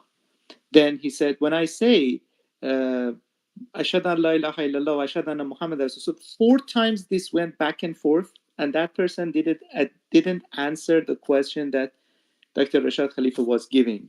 Okay, so it's the fallacy that they're creating in their mind. They think that, oh no, maybe there is something somewhere else, a verse in another part of Quran that it says something about this, and you are not correct, and we don't know all the things and stuff like that. So they try to run away from the question in their mind. So not to corner themselves and give themselves the right to think that they are thinking the right thought. Does it make sense? You mean they are thinking the wrong thoughts? Yeah. They are clearly thinking the wrong thoughts. We know that, but in their brain, their companion is making these thoughts so beautiful and so logical that they don't understand that they are creating a fallacy.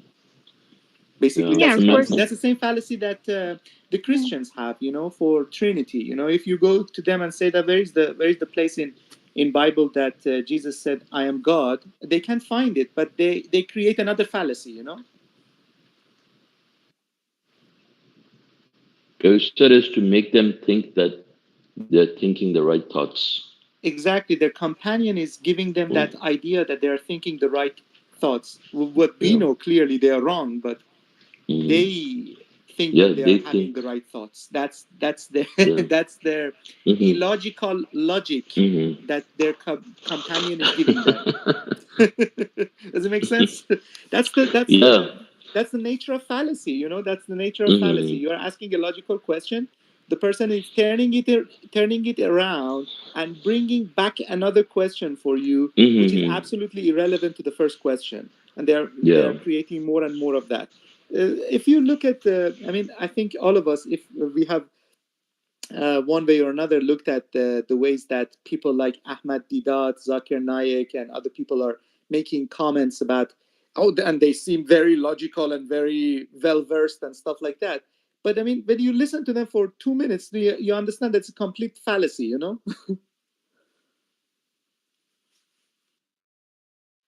Yeah, and they make all kind of silly excuses. Like, for example, they will say, "Well, brother, you know, when we're in masjid, there are a lot of people doing the salat, and then if you talk in the moderate tone, we will be confusing each other." And they're putting their opinion over God. That when God tells us a commandment, we just do it. And okay, if that's the case, then when you are alone by yourself, you still are quiet. At that time, you're not disturbing anybody.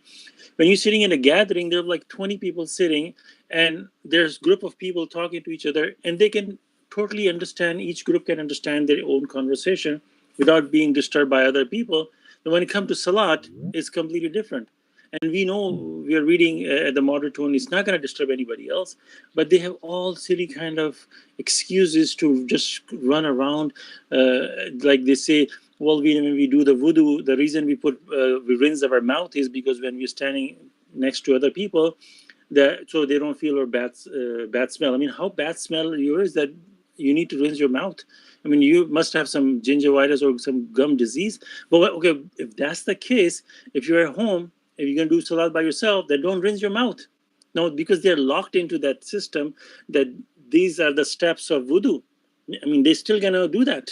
I mean, if you force them, if you follow them in their home, okay, if that was your excuse, that you're going to stand in a congregation, and so for bad smell, I want you to do the wuzu without rinsing your mouth and do your salat. They cannot do it. They cannot. Even Rashad Khalifa says that they cannot say La ilaha illallah without saying mentioning Prophet. They are barred from it. And he even gives an example where he was talking to somebody. He said he wants him to say that, but he says that the guy couldn't say it. They're locked into it. MashaAllah, praise God.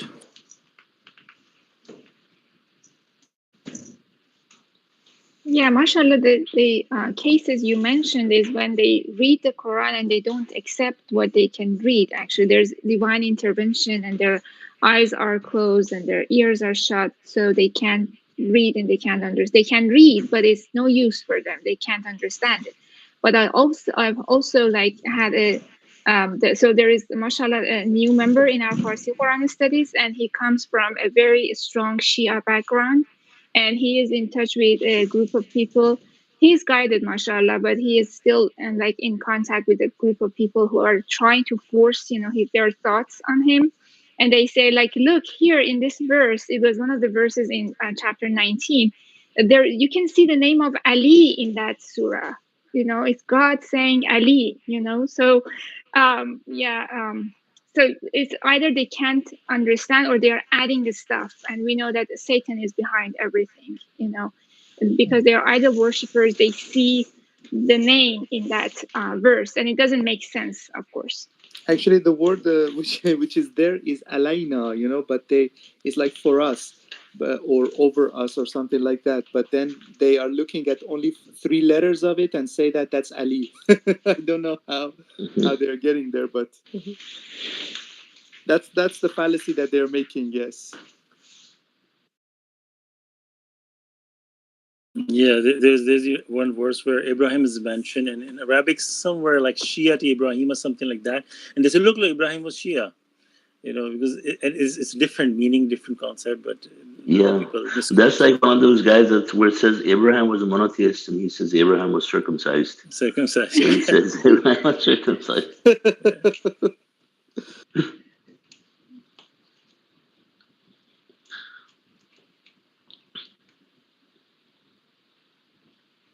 So also I wanted to mention, like mashallah, recently I've been guided to monitor my thoughts early in the morning. So so when we talked about happiness and how we should not, care too much about anything. Sometimes as a submitter, you think that you're good, you are at a level that you're not, you don't care about anything but God. But in the morning, when I myself wake up, while even I'm doing my ablution for the dawn prayer, I still feel like I'm thinking about other things that exhaust my energy for the rest of the day. It's something very unconscious. It's like you can feel the unseen and how they are whispering in your ears, and you remember things about what happened yesterday and what's going to happen today, and how is this person going to react, and how is that person going to react. So if we truly love God, and we know that nobody has any power and they're all powerless, a very good practice is to monitor our thoughts. And if we are thinking about something, even subconsciously, without being aware that it's just at the back of our mind, is just something that we should be very careful about, and just try to think of God and his creations and his kindness and his mercy, and how he's giving us this situation, this opportunity here, the last chance, mashallah. So I think early in the morning is the time that we can actually see, spot the things that are still being used by Satan to, keep us distracted from God. And then when we go to work, for instance, if we are still on those thoughts, even though they're subconscious, we can see reactions. Sometimes a coworker, colleague could react in the sense that you see, oh, I wasn't expecting this. What happened? And then you're not aware that early in the morning you had this thought, and you were, subconsciously worried about something that is, very powerless. But you, by that thought, you actually gave that person the power, and now that person is reacting. So nothing happens by chance. Everything is controlled by the unseen, and God Almighty, if we just think about him, is going to fix everything and put everything in order. But if you are not conscious of our unconscious, subconscious thoughts, then things might happen to remind us that you had this thought, and you are deep in your heart, you're still giving power to this person. So early in the morning is the time that, inshallah, we can even use that verse Brother Ali said, Rabbi a'udhu bika min hamazati shayatin wa a'udhu bika rabbi an yahdurun. These are, this is a very good verse to practice early in the morning. Just get rid of those unseen creatures, inshallah.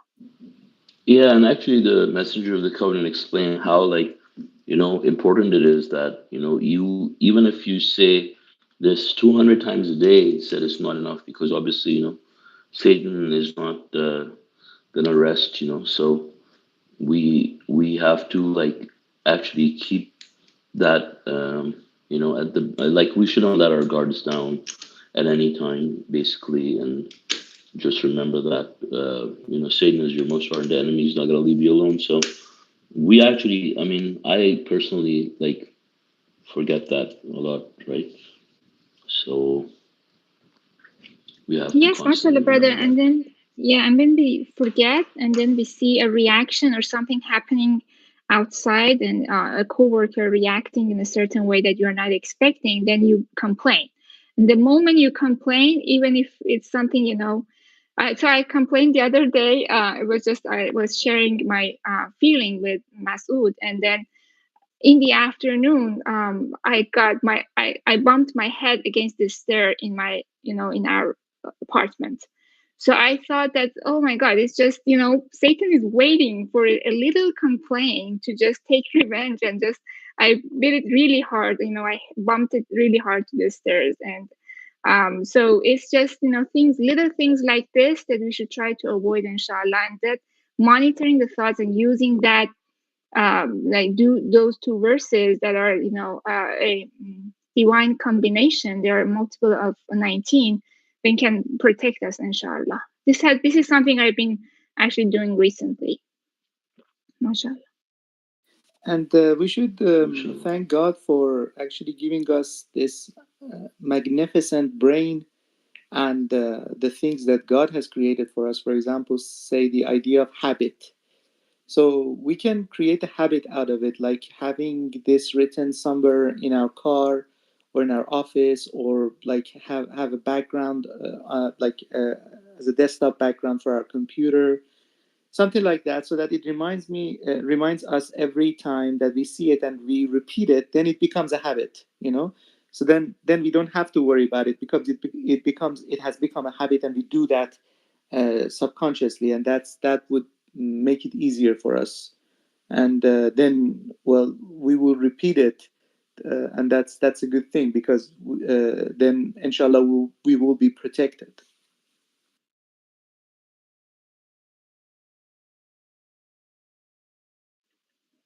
And one more thing that actually has been helping me to stop worrying about like this life or what's going to happen. Am I going to stay a submitter forever or not? You know, things like that. It's that we should think that, as the Messenger of the Covenant says in one of his Quran studies, that you know, we used to exist as souls like billions and billions and billions before the feud happened, and then we were put into the depository, you know, we were put to death, and then we stayed there for billions more years before the Adam and Eve actually listened to Satan. So they were actually living in heaven. So we were all, you know, God was our God during all those billions of years, and we don't have any recollection, and yet we are here. We're still here, and we think like we are controlling anything in this, I don't know, 40, 50, 60, or 100 years of our life here. We have no control. We are absolutely powerless, and the only thing we can control is to love God and to be on in his kingdom, inshallah. So it's just good to remember, I don't have any recollection of billions of years of living in God's kingdom, and now I'm here. So still I don't have, he has been my God for all those years, and he's still my Lord, and he's my owner. So everything is fine. I shouldn't care about anything else. I shouldn't think about anything else other than him, inshallah. Oh, Shima, you forgot about eating the apple in heaven? No. Just kidding. Listen to the we were in the depository, so those two were the representatives in the heaven that actually did that. But mashallah, with the miracle of 19, you know, we know this exactly happened, even though we don't know that.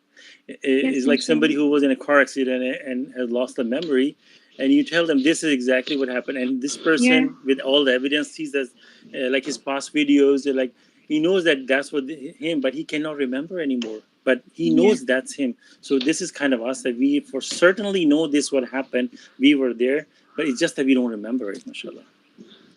Yeah, Ali, where was the apple? No, just kidding with Shima. You know how God says to not go close to that tree. Yeah, because I mean, first of all, there was no apple, and secondly, the tree was, you know, it's allegorical. Yeah. It was the iPhone apple. Yeah. Half eaten apple. Maybe but it's really interesting. I mean, given the fact that Adam and Eve saw the great feud, and they knew that happened, and people took side, and we were in the depository. So Adam and Eve supposedly have seen all that, but still they fell for the trap of Satan, whatever it was. I mean, as Brother Suleiman mentioned, that it was allegorical, the idea of eating the apple. But whatever it was some sort of falling off the path of God and listening to Satan in one way or another. So that was it. Like that was part of the plan, and that's what happened. So then they came on the earth, but they had the recollection of everything that happened over there. So Adam and Eve were the only humans that had the recollection, and the rest of us don't have the recollection of the events that occurred. Although we witnessed all of those things, but that's the God's actually plan, and that's the God's that was the God's idea, that we don't have the recollection, so that the test is clear, so that we choose on our own whether we want to be in the kingdom of God or not. But still, God is so merciful that we have received so many prophets, so many messengers, so many books, And right now, we are born in this time that we have the purified message altogether, and many people have that. They know it. Many submitters know that these things happen, but they still go off the path, and that's something which is baffling. You know. Yeah, I also want to add, just for the sake of accuracy, that actually, if you look into the Quran, I mean, although this whole thing is allegorical and it talks about the eating from the tree, it doesn't say anywhere that it was apple. Like it says that in True. the Bible, probably, yeah. But throughout the Quran, and it doesn't say anything about an apple. True. It just says the tree, that tree. Yeah. Yeah. Yeah. Yeah. The But only whatever. time apple is mentioned in the Quran is where it's talking about evolution in one of the appendices. Mhm. Yeah, mashallah. So but whatever it was like some sort of an idea that they had in their mind, which was not exactly on the path of God, and it was more satanic. That's why they were told by God to come on the earth, right? Yeah. It And I was a mean, test. it could be, yeah, it could be, yeah, Yeah, I mean, it could it's be not so that many things, yeah. it's not like if there was a tree and it was like a weed kind of wild tree. I mean, that God couldn't control it. I mean, of course, God put it there. God created a creature, pig. I mean, it's not like they're just byproduct of all this stuff, and God said, "Oh, where are these pigs coming from?" Or let's tell people don't eat it. No, God created pig to test us. All these things are created to test us. MashaAllah. Praise God. Yes, mashallah. The tree is something we can comprehend here. It's like we don't know what sort of disobedience they did, what sort of transgression they did. It's like explaining our world to an ant's world. It's like they have different systems, they have different things to do. So we can't say, we didn't do the contact prayer and we ended up in hell because they don't have the contact prayer. They don't know the rules. They don't have the commandment to do the contact prayer. And the things are different in heaven, so we will have, positions, we will have jobs in the hereafter, mashallah. Not in that sense of, earning money, but we will have ranks and positions, but we have no idea what they are. Also, that disobedience that Adam and Eve did, and they were representation of the problem in our souls. So the thing is that we can't comprehend what that is exactly, and God just leaves it to the tree and just says it was a tree, and we should accept and we should get the idea behind the tree, not get fixated on what it was. MashaAllah.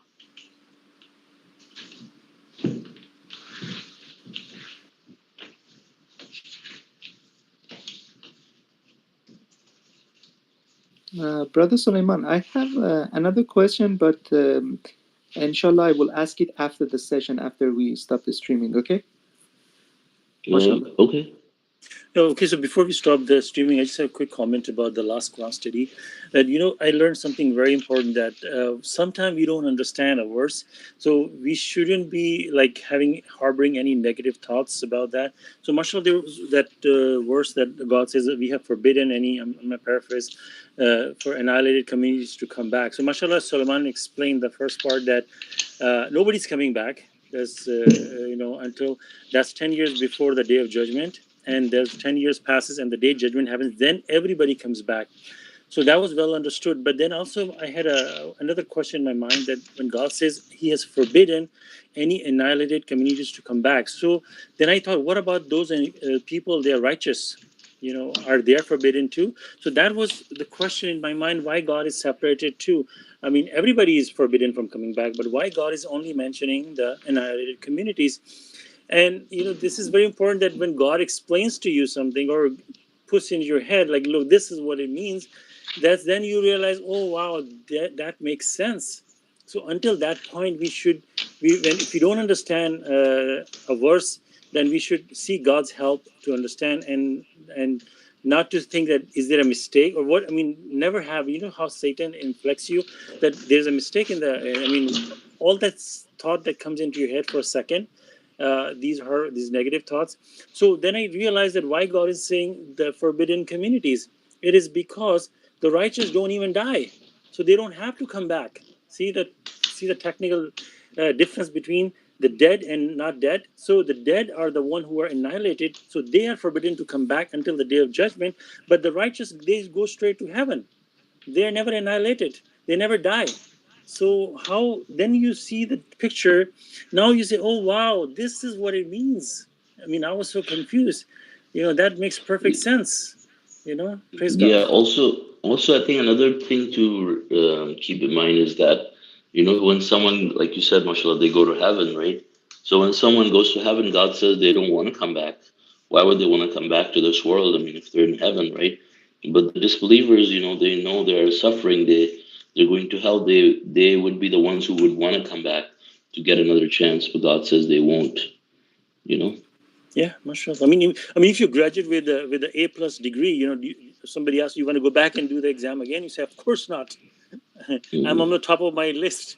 I'm going to go out and work, mashallah. Yeah, mashallah. I mean, thank God. When I mentioned that you understood.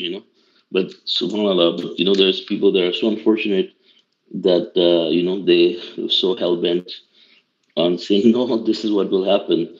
All those people will come back, and imagine, like, the earth probably will not even be able to, I mean, house anybody at the same time, like all the people from start to finish. And maybe 100 billion like, peoples. Yeah, Close to. Yeah, and then on top of that, like, what would be the purpose of people coming back for 10 years?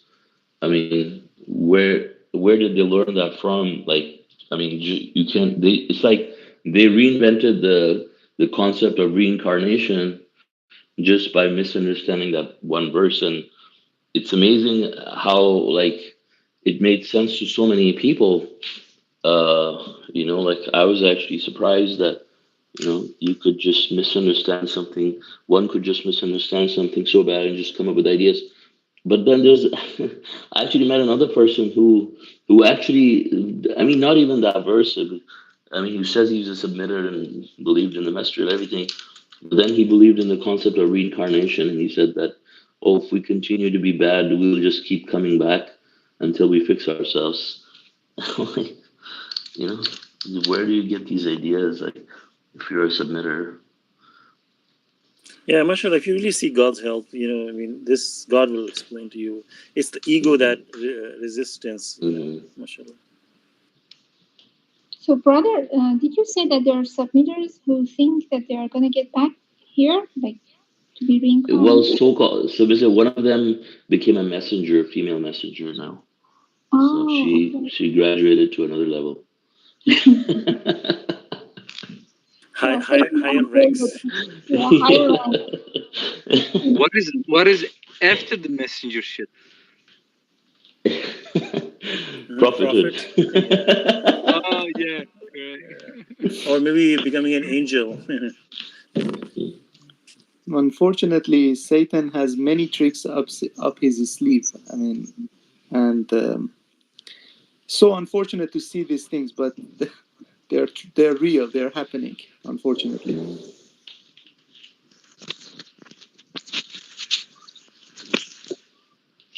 Yeah, I mean, when she came at first, she was very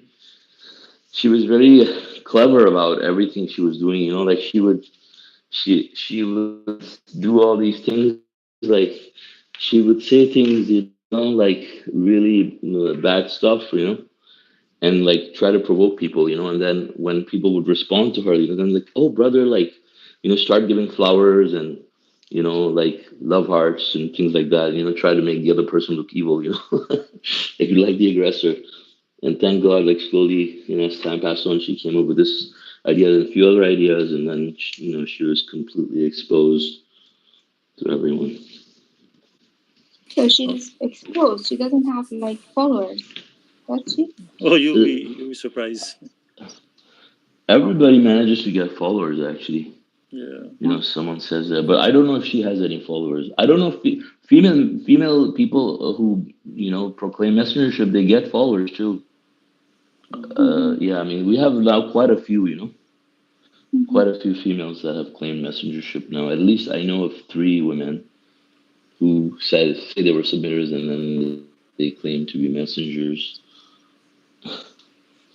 The other day I was listening to. Sorry, go ahead. I'm sorry. Yeah, sorry. I want to say, mashallah, as a female, I appreciate God and His wisdom to just assign male messengers and prophets. Mashallah. Why? Because no one listens to females. Anyways. No. This is something females know. Mashallah, this is God's wisdom that He decided. So He assigned souls to a female or male body, so He knows our characters and He knows the quality of our souls. But it's His wisdom that there are, as we read in the Quran, that there are only male prophets and messengers, and we should accept it. Mashallah. Yeah, and it's interesting when I mentioned that the verses to her, where God talks about, God only sends, messengers. God says we did not inspire except but men. Then she picked up, I think she's from like Lebanon or something originally. So she picked up some verse where like in Arabic grammar, you say the same proverb for like plural sense for more than one person that you can say for female. So there was one verse, I don't remember exactly which one, but God talks about I think the one verse where God talks about the verse that talks about the two messengers. So it says they said that we have been sent by God. So she used that to say, look, this is a female messenger because it says she said, and it totally didn't make any sense. But obviously, she did not want people to know that this also means for plural, but she was trying to use that multiple meaning to say that there's proof in the Quran that women are messengers.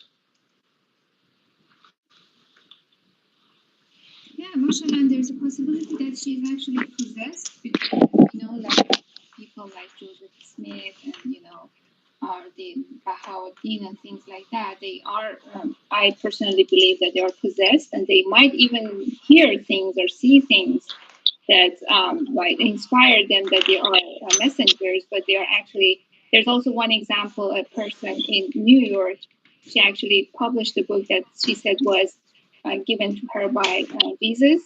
But we know that the Satan and the jinns are at work, and they don't rest until they establish these false messengers and false prophets, including this woman you're saying. Brother, yeah, but you see, I interrupted you. Sorry.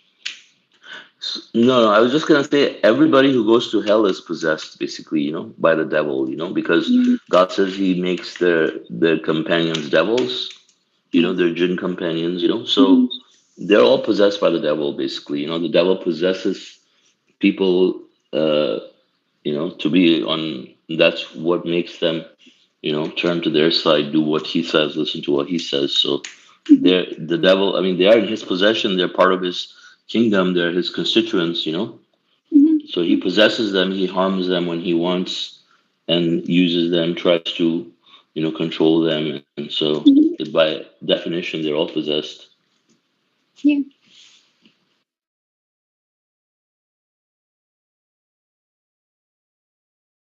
Yeah, they even wrote so many songs in Possessed and Possessed by Devil and this Take My Soul, things like that.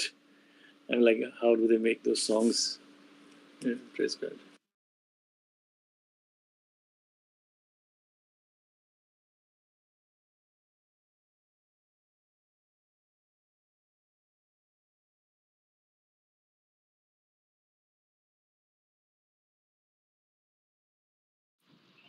Okay, so I guess if there are no further comments or questions, we could end the study here. Thank you all for joining. God willing, our next English study will be on Tuesday at 2 p.m. Pacific time. And God willing, I believe either Ellie or myself will be able to. I think it's my turn, so God willing. MashaAllah, God bless you. Thank you. MashaAllah. MashaAllah. And Salam alaikum. thank you, Brother Jaffer. Assalamu alaikum. Assalamu alaikum. Assalamu alaikum, brothers. you close the